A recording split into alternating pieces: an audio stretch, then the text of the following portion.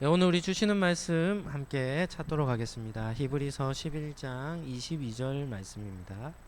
히브리서 11장 22절.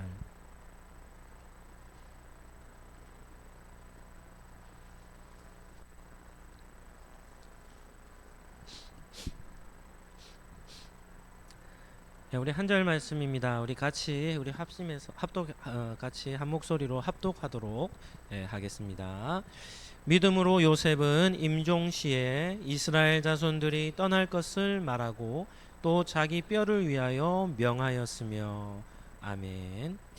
네, 오늘은 히브리서 11장 말씀을 가지고 믿음은 죽음을 극복합니다 라는 제목으로 말씀을 잠시 나누겠습니다.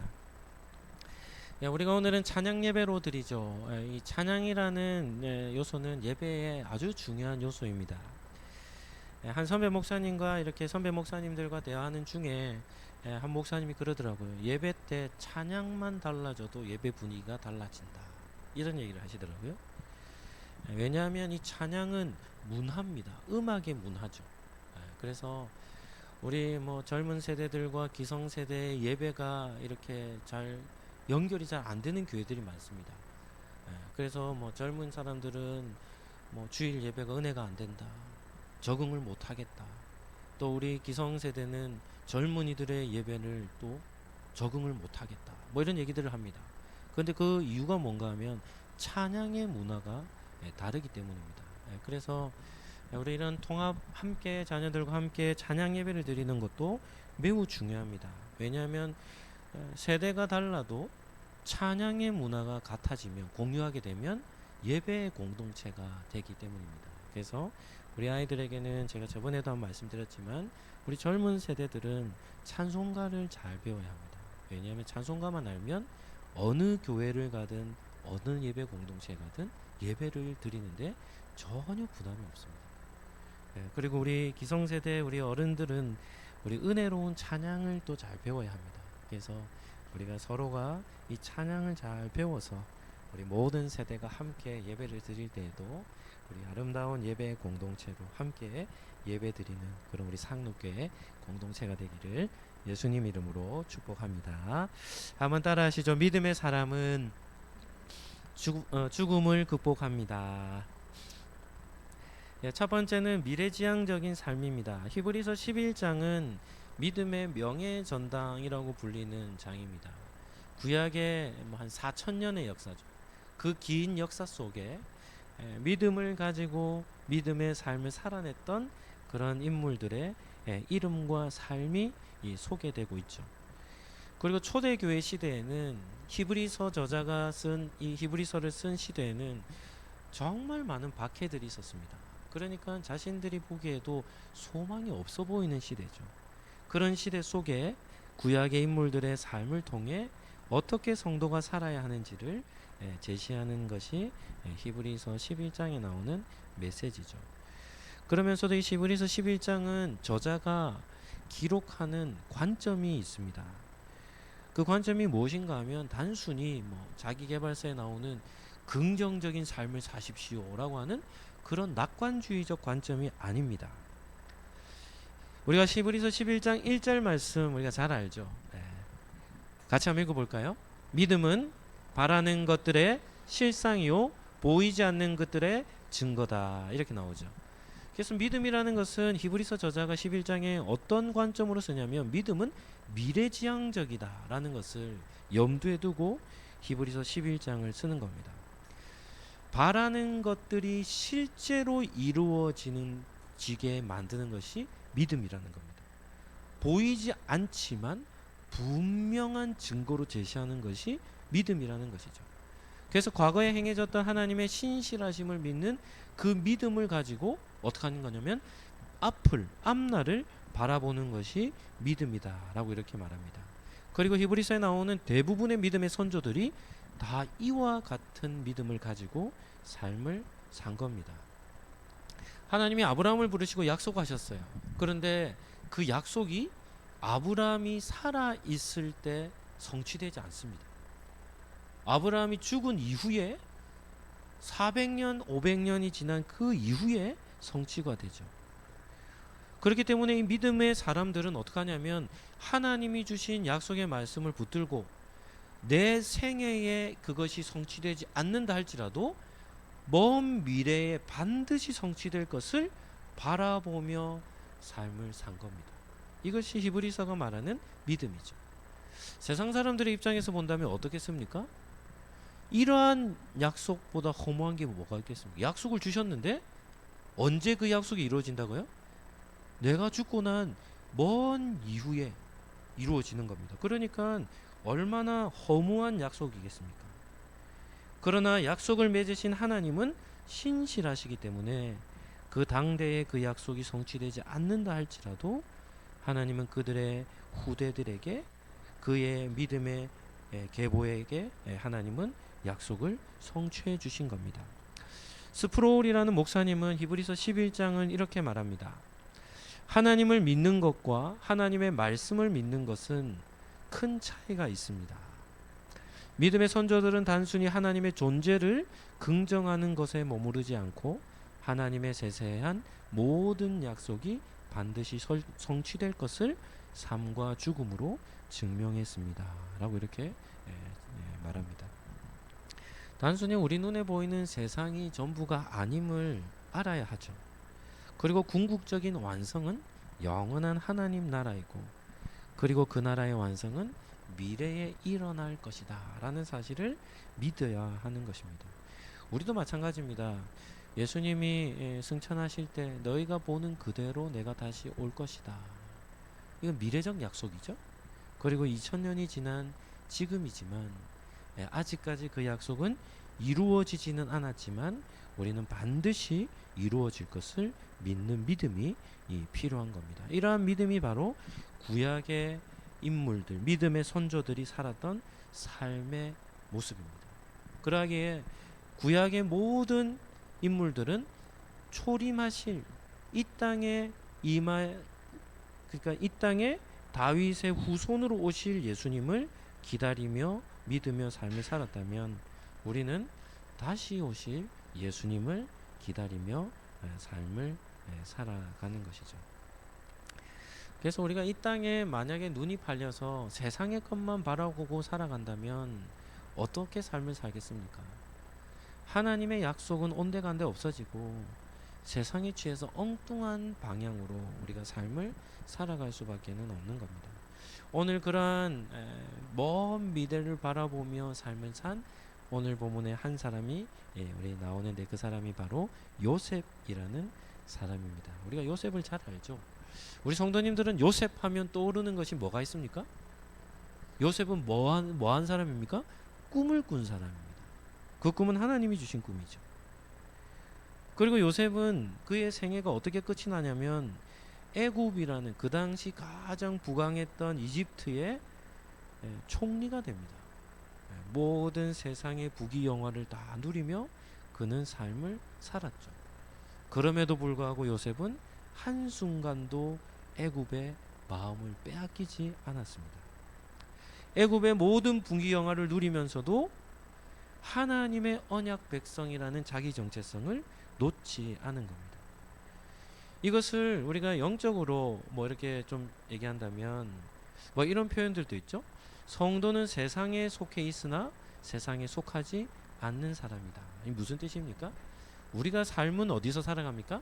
세상 가운데서 살아가지만 우리는 세상에 속한 사람들이 아니라 하나님의 백성으로 삶을 살아가야 한다는 것을 말씀하죠. 그래서 이런 삶이 바로 요셉의 삶이었습니다. 세상의 부귀영화를 다 누려도 세상에 마음을 두지 않고 하나님 나라의 백성으로서의 정체성을 확고하게 다지며 그가 마지막 죽음 앞에 서는 그 순간에도 그 정체성을 놓치지 않은 것입니다. 유명한 강의 설교자입니다. 워렌 위어스비라는 목사님은 이렇게 말합니다. 신앙이란 하나님의 내일이 오늘 이미 도착한 것처럼 믿고 사는 것입니다. 히브리서 11장 1절 말씀을 이렇게 정의하는 겁니다. 하나님이 먼 미래에 이루실 것이지만 그 이루실 것을 마치 오늘 이루어진 것처럼 믿고 사는 삶. 이것이 바로 히브리서 11장이 말씀하는 믿음인 것이죠.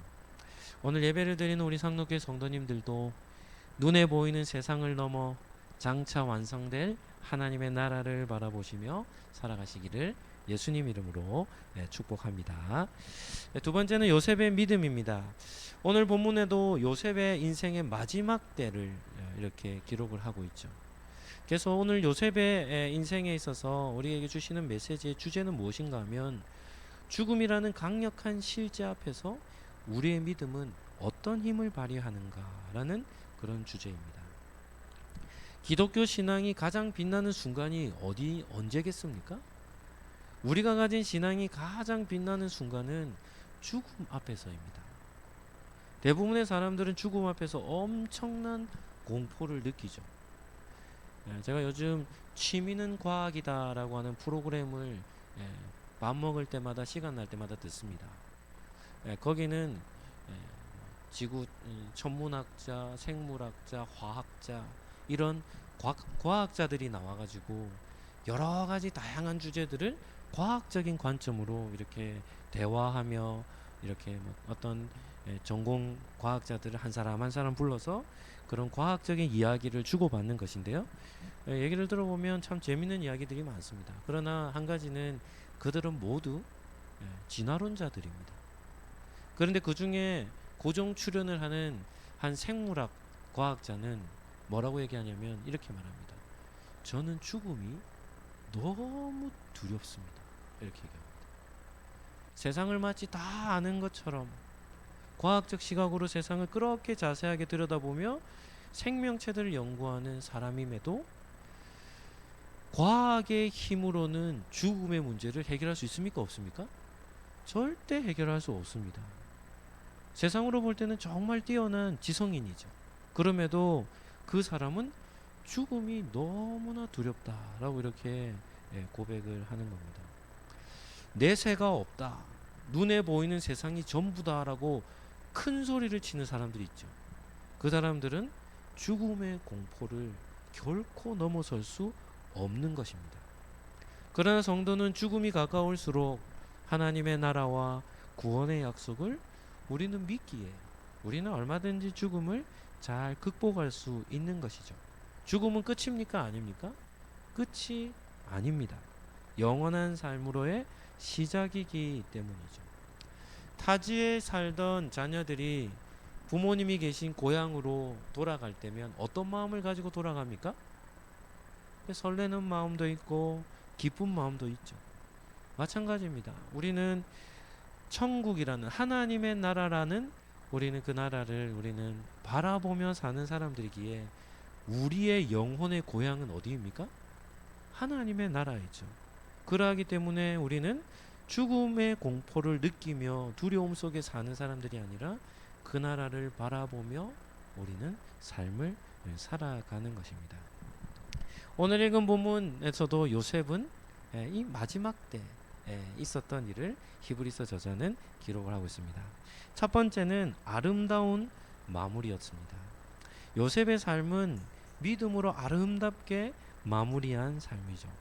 요셉은 창세기에 4분의 1 분량이 될 만큼 정말 많은 분량으로 기록된 창세기의 핵심 인물 중에 한 사람입니다. 그리고 창세기에 나오는 족장의 역사를 마무리하는 역할까지 하죠. 그런데 이 히브리서 저자는 요셉의 인생을 떠올릴 때 요셉의 꿈도 중요하고 그리고 억울한 삶, 형님들의 손에 팔려 이방 나라의 노예로 팔린 삶, 그리고 바로왕의 꿈을 해석해 주는 사건, 애굽의 총리가 되어 주변의 모든 나라의 생명을 구하는 구원자적인 삶, 그리고 형님들의 죄를 용서하는 요셉, 이런 중요한 요셉의 삶의 사건들이 있음에도 불구하고 히브리서 저자는 어떤 때를 기억하냐면 요셉의 임종시를 기록하고 있습니다. 요셉의 임종은 대부분의 사람들이 잘 기억해내지 못하는 사건임에도 히브리서 저자의 관점에서 요셉의 인생의 가장 중요한 사건을 요셉의 임종 사건으로 보고 있는 것이죠. 왜냐하면 그의 인생의 마지막 그 지점이 요셉의 믿음을 가장 잘 보여주는 그런 사건이기 때문입니다. 22절에 나오는 임종시에 죽어갈 때 이런 표현인데요. 이때는 어느 단어를 사용하는가 하면 예수님께서 십자가에 달리셔서 마지막 한마디 하신 말씀이 뭡니까? 다 이루었다라는 말씀이죠. 그 예수님께서 다 이루었다라고 하는 그 단어와 여기서 나오는 임종시에라는 단어는 같은 단어의 어근을 가진 뜻입니다. 그래서 요셉의 인생의 마지막은 기력이 다하여 허무하게 죽는 삶이 아니라 하나님께서 그에게 부여하신 사명을 온전히 마치는 그런 삶이었음을 강조하고 있는 것이죠. 요셉의 임종을 다루는 본문이 창세기 50장입니다. 50장 24절에 나옵니다. 요셉의 유언이 나오는 장인데요. 우리 창세기 50장 24절 우리 같이 한번 읽어보도록 하겠습니다. 시작. 요셉이 그의 형제들에게 이르되 나는 죽을 것이나 하나님이 당신들을 돌보시고 당신들을 이 땅에서 인도하여 내사 아브라함과 이삭과 야곱에게 맹세하신 땅에 이르게 하시리라 하고. 아멘. 요셉은 110세의 나이로 생을 마감했습니다. 그런데 그 마지막 생을 마감할 순간에 자기의 모든 가족들을 불러 모으고 신실하신 하나님의 약속을 붙들며 살기를 그들에게 유언으로 남기는 겁니다. 지금까지는 누구의 보호 아래 살았냐면 요셉의 보호 아래 살았습니다. 요셉이 애굽의 총리였기에 요셉의 보호 아래서 그들이 머물러 있었지만 요셉이 이렇게 말하죠. 나는 떠나지만 하나님이 여러분을 돌보실 것입니다. 그리고 하나님께서 우리 조상들과 약속한 그 약속의 땅에 여러분들을 이르게 하실 겁니다. 라고 하며 그 약속을 그들에게 전하며 그의 삶을 마치는 것을 볼 수 있죠. 이러한 요셉의 신앙을 견인하는 신앙이다 이렇게 봅니다. 환경의 변화, 시간의 흐름과 상관없이 하나님께서 그 인생을, 그들의 삶을 인도하시는 그런 신앙을 요셉이 전한 것입니다. 그래서 하나님의 신실하심을 붙든 요셉의 신앙은 그가 구덩이에 빠졌을 때도, 보디발의 종으로 팔렸을 때도, 억울한 누명을 쓰고 감옥에 들어갔을 때도, 그리고 바로왕의 궁전에서도, 그리고 죽음의 문턱 앞에서도 그 요셉의 신실한 하나님을 믿는 신앙은 조금도 흔들림이 없었다는 겁니다. 그래서 우리 기독교 신앙에서 우리가 중요한 것은 내세 신앙입니다. 천국 신앙이죠. 이 땅에서의 삶이 끝이 아니라 영원한 하나님의 나라가 있음을 우리는 믿는 것이고, 우리는 이 땅에서 어떻게 삶을 살아가야 합니까? 나그네와 같이 삶을 사는 겁니다. 이 땅이 정착할 곳이 아니라는 것을 우리가 기억해야죠. 그래서 남겨진 가족들에게 신실하신 하나님의 돌보심으로 축복하고, 그리고 그 하나님께서 약속하신 말씀을 이룰 것이다 라고 하는 그 유언을 남기며 그는 생을 마감합니다. 이러한 삶을 아름다운 죽음이라 이렇게 표현할 수 있는 것이죠. 우리나라에 손양호 목사님이라고 하는 아주 귀한 분이 계셨습니다. 그 목사님에게는 첫째와 둘째, 동인과 동신이라는 두 아들이 있었는데요. 이 두 아들이 여순 사건 때의 반란군이죠. 공산당에 사로잡혀서 그들이 총살을 당해 아들 둘이 죽게 됩니다. 예수님을 믿는 믿음을 부인하라라고 하는 그러한 이런 강요 속에서도 믿음을 지키는 바람에 총살을 당하죠. 그래서 이 손양호 목사님이 두 아들 장례식을 치르며 모여있는 많은 성도들 앞에서 10가지 감사기도 제목을 준비해서 읽었습니다. 이것이 우리 한국교회의 아주 값진 영적인 유산이죠. 6번째, 7번째, 8번째 감사 제목을 한번 띄워주시겠습니까? 제가 한번 읽어드리도록 하겠습니다. 6번째 감사 제목입니다. 미국 유학을 준비하던 아들들이었는데 더 좋은 천국으로 보내게 된 것을 감사. 7번째 감사는 세상에서는 내 아들들을 잃었으나 천국에서 다시 만날 것을 믿게 하심 감사. 여덟 번째는 나의 사랑하는 두 아들을 죽인 원수를 회개시켜 내 아들 삼게 하신 하나님께 감사. 어떻게 해서 손영호 목사님은 두 아들을 잃어버린 그 상심을 극복할 수 있었습니까? 여기에도 마찬가지 내세 신앙입니다. 천국 신앙이 있었기 때문에 헤어짐의 슬픔은 있지만 천국에서 다시 만날 것을 소망하며 하나님 앞에 감사를 드린 것이죠. 그리고 아들을 죽인 원수였던 그 원수를 양자로 삼는 일이 일어났습니다. 이건 역시도 내세 신앙을 근거로 하기에 그러한 기적 같은 그런 일을 손양호 목사님이 행한 겁니다. 예전에 이 손양호 목사님의 딸 권사님의 간증을 들은 적이 있습니다. 근데 그 권사님은 아버지가 오빠들을 죽인 그 안재선이라는 사람을 양자 삼은 것을 못 받아들이시더라고요. 어떻게 오빠를 죽인 원수를 양자로 삼으십니까? 그 사람을 자기의 형제로 그 권사님이 도무지 나는 받아들일 수 없었습니다 라고 하며 울분을 토하며 간증하는 것을 들었습니다.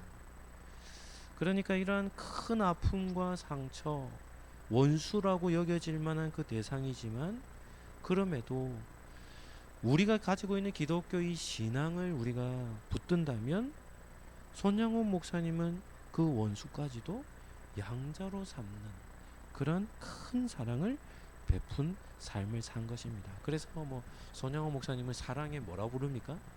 원자탕이라 뭐 이렇게 부르는 것이죠. 오늘 예배를 드리는 우리 상록교회 성도님들도 요셉과 같이 아름다운 삶의 여정을 걸어가시기를 예수님 이름으로 축복합니다. 요셉의 삶에 있어서 형님들을 용서하는 장면이 너무 감동적이죠. 그 용서하는 그 모습을 어떤 분들은 창세기에서 가장 예수님을 닮은 사람이 요셉이었다라고 칭찬할 만한 그런 삶을 산 사람이 요셉입니다. 그래서 요셉은 내세의 신앙을 가지고 있었기에 그런 아름다운 삶의 여정을 마치게 된 겁니다. 두 번째는 복음을 전하는 삶을 살았습니다. 이스라엘 자손들이 떠날 것을 말하였다. 요셉은 살았을 때도 꿈을 가지고 살았지만 죽는 순간에도 꿈을 가지고 죽음을 맞이합니다. 이것이 불신자들과 가장 큰 차이죠. 불신자들이 죽음 앞에서 절규하며 통곡하는 이유는 죽음이 끝이라고 생각하기 때문입니다. 불신자들에게 죽음은 극단적인 절망입니다. 어떤 희망도 찾아볼 수 없습니다. 그냥 끝나는 것이니까.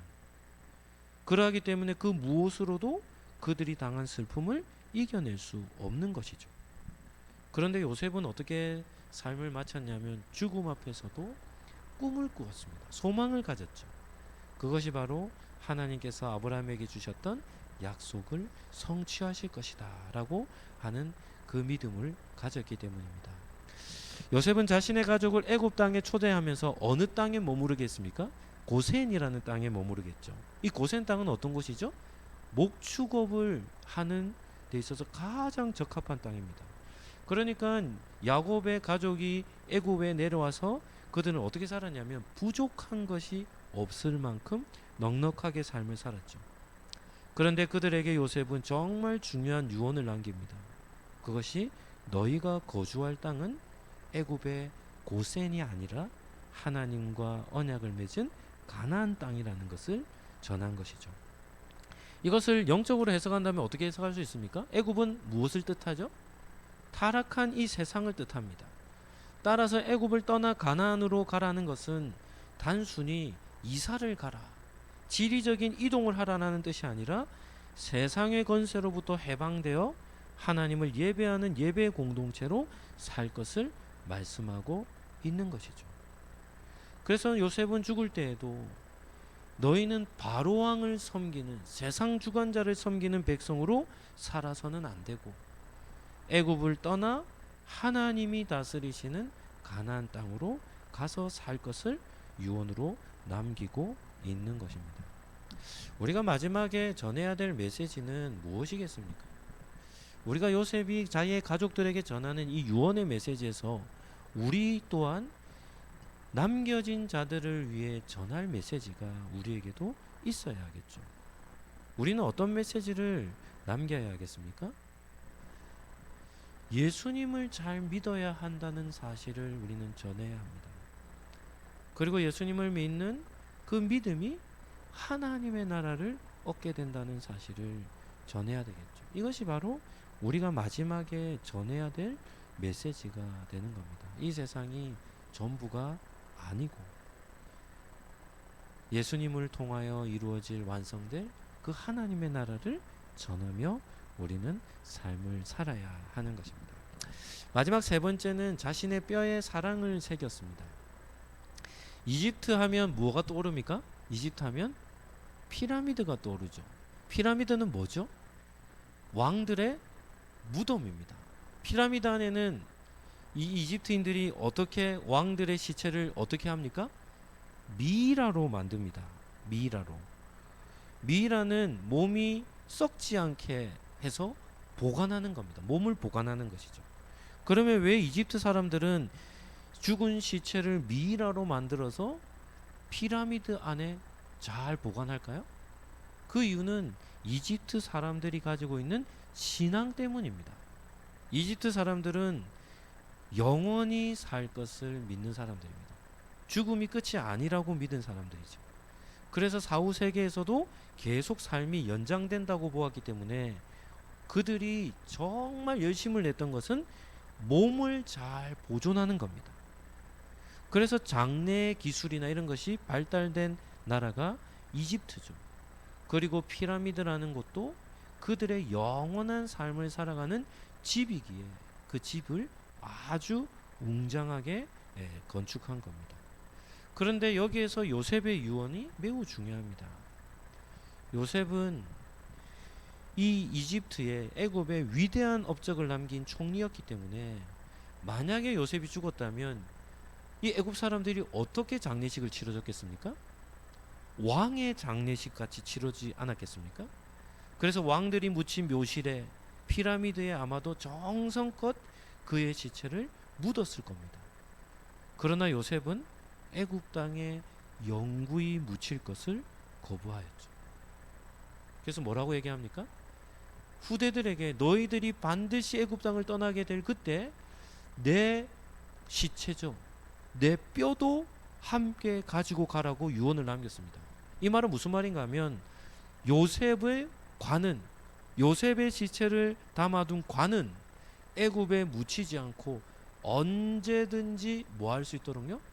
가져갈 수 있도록 준비가 된 겁니다. 그러니까 애굽인들 눈에 요셉의 관은 어떻게 보였겠습니까? 좀 기괴하게 보이지 않았겠습니까? 왜냐하면 잘 묻든지 장례를 잘 치러야 하는데 요셉의 관은 덩그러니 그냥 놓여 있는 겁니다. 언제든지 떠날 준비가 되어 있는 관으로 그대로 보관이 되었기 때문입니다. 그래서 400년이 넘는 기간 동안 요셉의 관은 땅에 묻히지 않은 채 보관이 되었고, 그리고 그 관을 가지고 그 뼈를 가지고 이후에 400년이 지난 이후에 요셉의 뼈를 가지고 이스라엘 백성들이 출애굽을 하게 되는 것이죠. 출애굽기 13장 19절 말씀입니다. 우리 본문을 띄우고 우리 같이 한번 읽어보도록 하겠습니다. 같이 읽어보겠습니다. 모세가 요셉의 유고를 가졌으니 이는 요셉이 이스라엘 자손으로 단단히 맹세하게 하여 이르기를 하나님이 반드시 너희를 찾아오시리니 너희는 내 유고를 여기서 가지고 나가라 하였음이었더라. 우리 성경 구절 한 절 더 보겠습니다. 여호수아 24장 32절입니다. 우리 같이 한번 읽어보시죠. 또 이스라엘 자손이 애굽에서 가져온 요셉의 뼈를 세겜에 장사하였으니 이곳은 야곱이 백크시타를 주고 세겜의 아들 하몰의 자손들에게서 산 밭이라. 그것이 요셉 자손의 기업이 되었더라. 아멘. 요셉은 자신의 뼈가 애굽 땅에 묻히기를 거부합니다. 그는 죽어서도 자기의 뼈가 어디에 묻히길 바랍니까?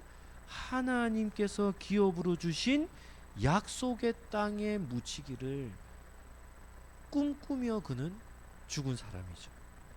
그리고 430년이 되었을 때 모세가 출애굽할 때 요셉의 뼈를 가져갔고, 그리고 여호수아 시대의 가나안 땅을 정복하여 세겜 땅을 차지해야 할 그 세겜 땅에 무엇을 묻습니까?